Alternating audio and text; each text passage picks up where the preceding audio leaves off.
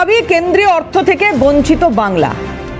আর CAG report বলছে যে বাংলায় চলা একাধিক প্রকল্পে যে অর্থ ব্যবহৃত হয়েছে তার কোনো হিসেব নেই, বা হিসেব থাকলেও তাতে ব্যাপক গরমিল রয়েছে। আর এবার আম্বেদকর মূর্তির পাদদেশে মমতা বন্দ্যোপাধ্যায় বসলেন ধর্নায় এর প্রতিবাদে। উনি বলছেন যে এইসব ক্যাগ রিপোর্টে যা লেখা হয়েছে তা ঠিক নয়, মিথ্যে কথা লেখা রয়েছে ক্যাগ রিপোর্টে। কেন্দ্রীয় অর্থ থেকে বঞ্চিত হচ্ছে বাংলা, আমরা বারবার বলছি, এতদিন ধরে বলছি, কোনো হেলদোল নেই। এই আন্দোলন আমাদের চলবে। ধর্ণা কর্মসূচি ইতিমধ্যে 48 ঘন্টার উনি ঘোষণা করেছেন, এবং আগামী সময় হয়তো দিল্লি তো দেখা যেতে পারে মমতা বন্দ্যোপাধ্যায়। কিন্তু প্রশ্ন উঠছে যে ক্যাগ রিপোর্ট মিথ্যে, এটা কোন দাবিতে করছেন মমতা বন্দ্যোপাধ্যায়?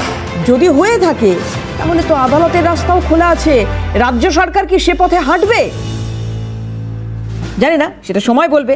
কিন্তু প্রশ্ন এটা উঠে গেছে যে আম্বেদকর মূর্তির পাদদেশে কি চলছে, ধর্ণা না ড্রামা?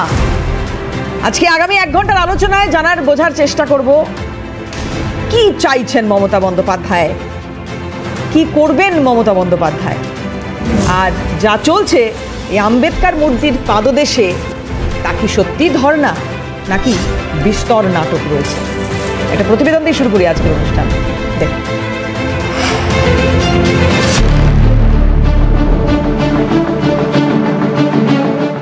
উত্তরবঙ্গ থেকে দক্ষিণবঙ্গ দীর্ঘ জেলা সফরের পর কলকাতায় পা মুখ্যমন্ত্রী মমতা বন্দ্যোপাধ্যায়। আর শহরে ফিরেই পূর্ব ঘোষিত কর্মসূচি মেনে আম্বেদকর মূর্তির পাদদেশে ধর্নায় বসলেন মুখ্যমন্ত্রী। কেন্দ্রীয় বঞ্চনার প্রতিবাদে ডাকা এই ধর্নায় সাদা কালো কাপড়ে তৃণমূল নেত্রীকে দেখা গিয়েছে মঞ্চে। আগামী 48 ঘন্টা এই ধর্না মঞ্চ থেকেই প্রশাসন এবং দল চালাবেন মুখ্যমন্ত্রী, এমনটাই তৃণমূল সূত্রে খবর। কিন্তু বিরোধী শিবির প্রশ্ন তুলছে, কোথায় বঞ্চনা? বাংলার প্রধান বিরোধী দল বিজেপি সহ কেন্দ্রীয় মন্ত্রী থেকে প্রতিমন্ত্রী প্রত্যেকের একযোগে অভিযোগ, বাংলায় চলা একাধিক কেন্দ্রীয় প্রকল্পে ব্যাপক দুর্নীতি সহ অর্থ নয়ছয় হয়েছে। আগে হিসেব দিন, তারপর টাকা নিন। বাংলা শাসক দলকে বলেছে মোদী সরকারের মন্ত্রী থেকে বঙ্গ বিজেপিও। অভিযোগ, একাধিক প্রকল্পে বেনিয়মের অভিযোগে কেন্দ্রীয় তরফে জবাবদিহি তলব করা হলেও নবান্নের তরফে স্পিকটি নট। বকেয়া ইস্যুতে রাজ্যপাল সিভি আনন্দের মুখেও কার্যত এই জবাবদিহি প্রসঙ্গ। তাহলে কি লুকোতে চাইছে বাংলার তৃণমূল সরকার? উঠছে প্রশ্ন। কথিত আছে নীরবতা সম্মতির লক্ষণ। তাহলে কি চুপ থেকে বিরোধীদের তোলা দুর্নীতির অভিযোগের সঙ্গে সহমত মমতা সরকার? গত ডিসেম্বরে মমতা বন্দ্যোপাধ্যায় বকেয়া আদায় প্রধানমন্ত্রীর সঙ্গে দেখা করেছিলেন। কেন্দ্র রাজ্য আধিকারিক স্তরে বৈঠকের মাধ্যমে বকেয়া মেটানোর আশ্বাস দিয়েছিলেন প্রধানমন্ত্রী। গত 1 মাসে সেই বৈঠকের উদ্যোগ নিয়েছে কি নবান্ন? যদি সেই বৈঠক হয় তাহলে উপস্থিত ছিলেন কি মমতা সরকারের কোনো প্রতিনিধি, নাকি সেই প্রশ্নবাণের মুখোমুখি হতে হবে বলে বৈঠক এড়িয়ে লোক দেখানো ধর্নায় বসলেন তৃণমূল নেত্রী তথা বাংলার প্রশাসনিক প্রধান? যে কর্মসূচিকে বিরোধী মহল কটাক্ষের সুরে বলছে ধর্নার মোড়কে ড্রামা। এদিকে 2021 মার্চ অবধি করা ক্যাগ রিপোর্ট বলছে প্রায় 2 লক্ষ কোটি টাকার দুর্নীতি বাংলায়। বিজেপির রাজ্য সভাপতি সুকান্ত মজুমদার ক্যাগ রিপোর্ট তুলে ধরে দাবি করেছেন গ্রামোন্নয়ন, নগরোন্নয়ন এবং স্কুল শিক্ষা দপ্তরে অর্থ নয়ছয় বেশি হয়েছে। আর গ্রামোন্নয়নের অন্তর্গত 100 দিনের কাজ আর প্রধানমন্ত্রী আবাস যোজনার টাকা আটকে রেখেছে মোদী সরকার। এই অভিযোগ দীর্ঘদিন ধরে করছে তৃণমূল সরকার। এর আগে এই 2 প্রকল্পে দুর্নীতির ইঙ্গিত পেয়েছে কেন্দ্রীয় পরিদর্শক দল। তারা বিহিত চেয়ে নবান্নকে চিঠি পাঠালেও নিষ্ক্রিয় রাজ্য সচিবালয়। অভিযোগ কেন্দ্রীয় মন্ত্রীদের। ক্যাগ আবার প্রায় 2 লক্ষ কোটি টাকার তহবিল তছরূপ নয়ছয়ের অভিযোগ তুলে দুর্নীতির খতিয়ান ধরেছে রিপোর্টে। যদিও সেই রিপোর্টকে মিথ্যা বলে দাগিয়ে গুরুত্ব দিতে নারাজ মুখ্যমন্ত্রী। তিনি পাল্টা কেন্দ্রীয় বঞ্চনাকে কাঠগড়ায় তুলে ধর্ণা মঞ্চ থেকে কি বললেন শুনুন। দিন ধরে বাংলার ওপর বঞ্চনা চলছে, বঞ্চনা লাঞ্ছনা। বাংলাকে দিল্লি বড্ড হিংসা করে, সব টাকা বন্ধ করে দিচ্ছে বাংলার। উল্লেখ্য, ইউপিএ সরকারের আমলে ক্যাগ রিপোর্ট একাধিক দুর্নীতির খতিয়ান তুলে টলমল করেছিল মনমোহন সিং সরকারকে।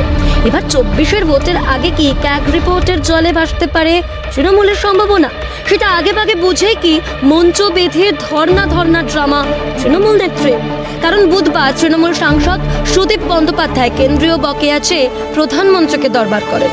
উত্তর কলকাতার সাংসদকে খোদ প্রধানমন্ত্রী বলেছিলেন, আপনি একবার ক্যাগ রিপোর্টে চোখ বোলান। অর্থাৎ প্রধানমন্ত্রীও কি ঠারে ঠারে শাসক সাংসদকে বুঝিয়ে দিলেন দুর্নীতি হয়েছে মানুন।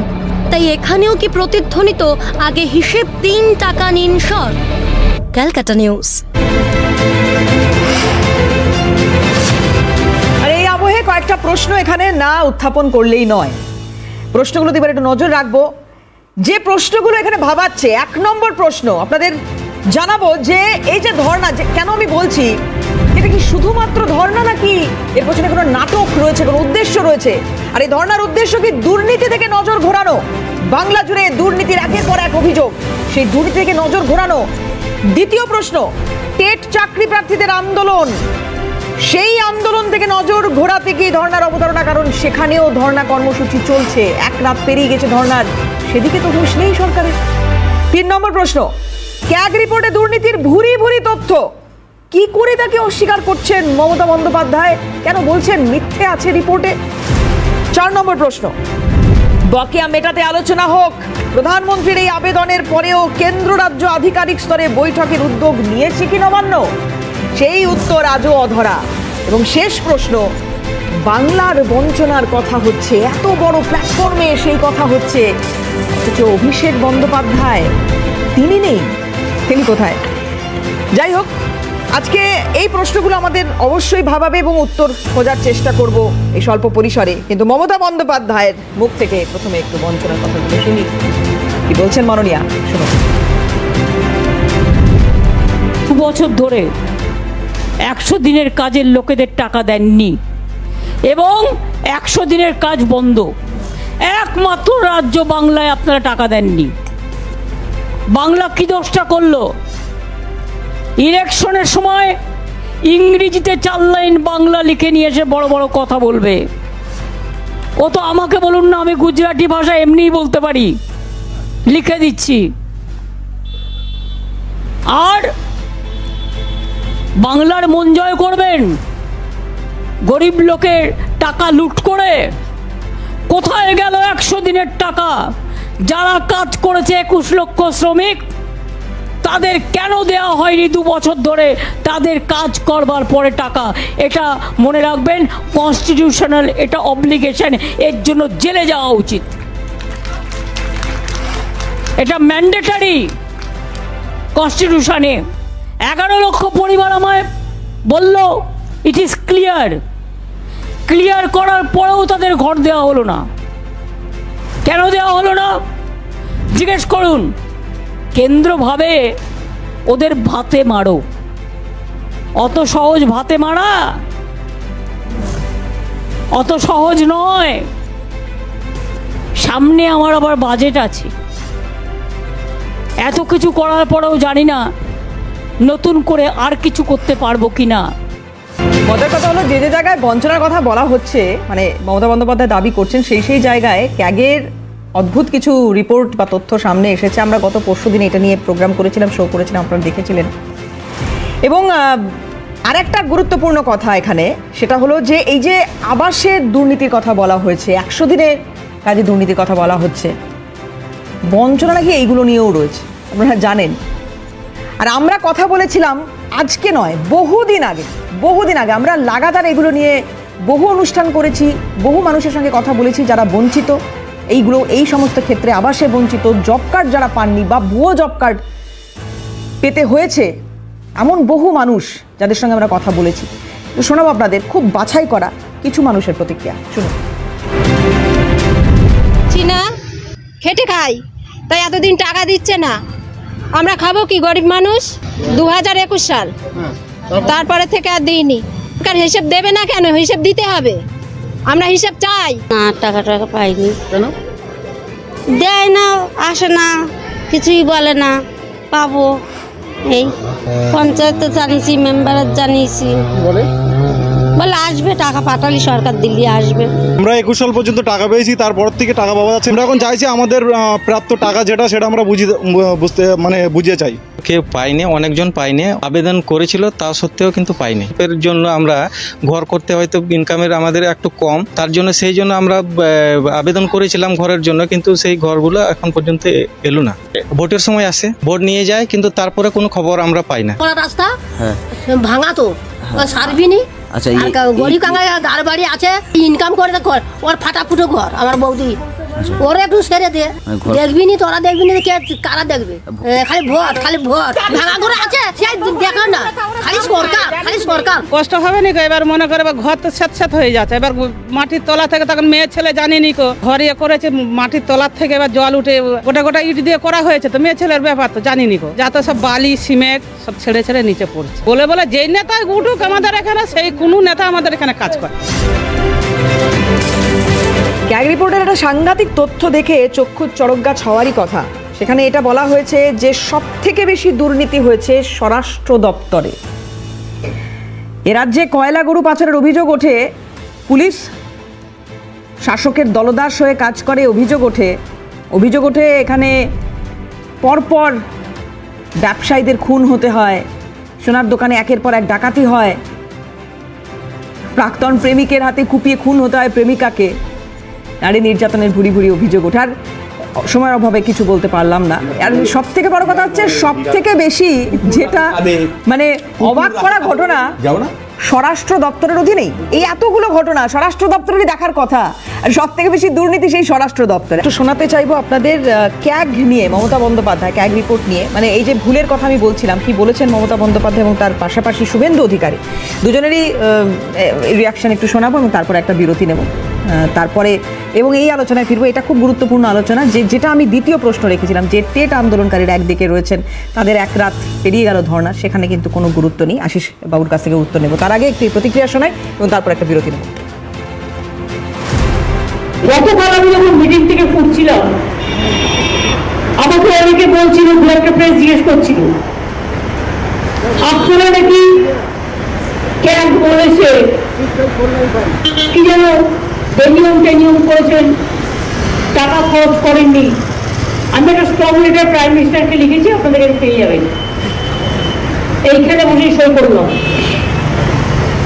ক্যাগ যে কথাটাই জানে না সেটাই লিখেছে, কোনোদিন এটা হয়নি বলছে 2003 সাল থেকে। আর 2003 সালে ধরে আমরা ছিল, 2003 দায়িত্ব আমি নেব, 2011 পরে আমরা যখন এসেছি তখনকার দায়িত্ব নেব। তা সত্ত্বেও বলি প্রত্যেকটা ইউটিলাইজেশন সার্টিফিকেট গেছে, টোটাল মিথ্যে কথা, টোটাল গেট ক্লিয়ার।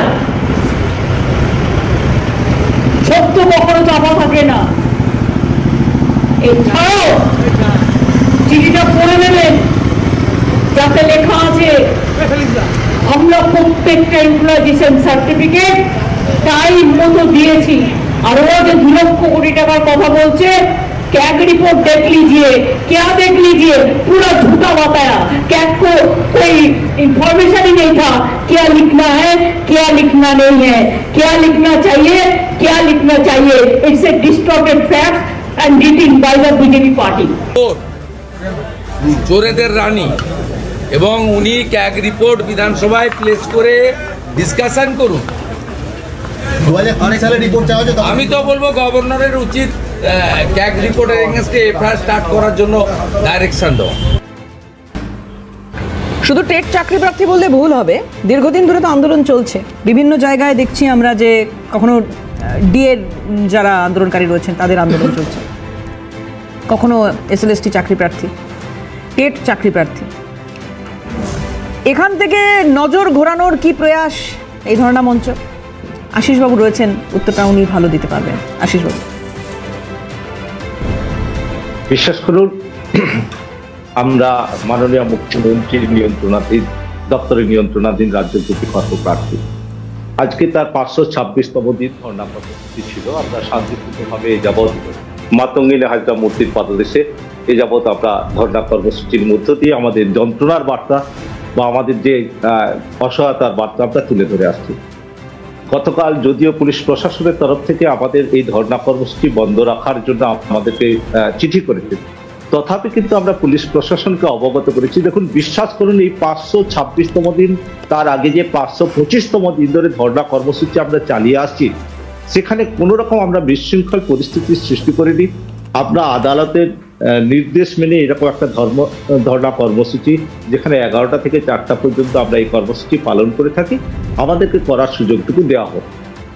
তা তথাপি উনি আর কিছু বললেন না। আজকে আমাদের কর্মপ্রার্থীরা যখন শিডিউল মেনটেন করে আমরা দৈনিক একটা উপস্থিতি সেখানে 15 থেকে 20 জন একটা যায়, আজকে সেই ধর্ণা কর্মসূচি সেখানে সেই মঞ্চে উপস্থিত থাকার সঙ্গে সঙ্গে মিনিট 5 থেকে 7 মধ্যে আমাদের 10-12 জন কর্মপ্রার্থীকে গ্রেপ্তার করে লালবাজারে নিয়ে যায়।